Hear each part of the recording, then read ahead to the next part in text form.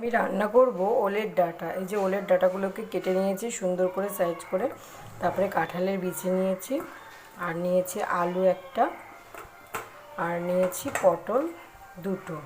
এগুলোকে কেটে নিয়েছি। এবার এগুলোকে আমি জলে ভাপিয়ে নেব। কড়াইয়ে জল গরম করতে দিয়ে দিয়েছি। এগুলো হালকা করে একটু ভাপিয়ে নেব। ভাপিয়ে রেখে দিয়েছি। এবার কড়াইয়ে তেল দিয়ে দিয়েছি, তেলটা গরম হয়ে গেছে। এবার এর মধ্যে একটু পাঁচফোড়ন, একটু শুকনো লঙ্কা দেবো।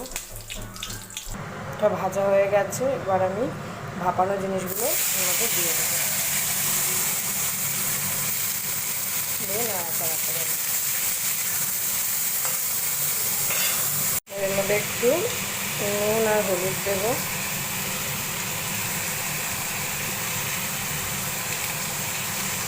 দিয়ে নাড়াচাড়া করে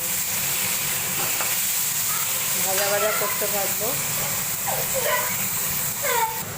সামান্য পরিমাণ একটু জল দিয়ে আমি এটা ঢাকা দিয়ে দেবো।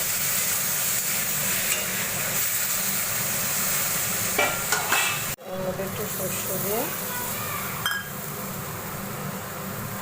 নাড়াচাড়া করে নামিয়ে নেব।